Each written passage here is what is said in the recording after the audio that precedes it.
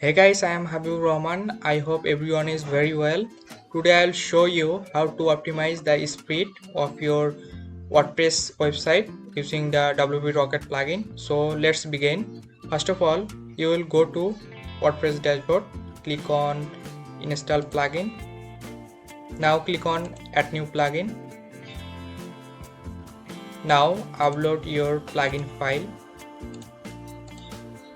Install now. Wait few seconds for installing.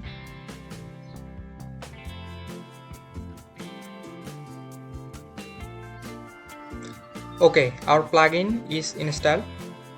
Now we need to turn on some settings. Go to WP Rocket, click on settings. Now scroll down,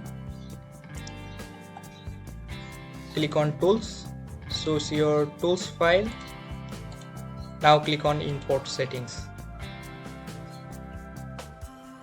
Now your website is super fast. Thank you very much for watching this video. Follow me for more informative video like this.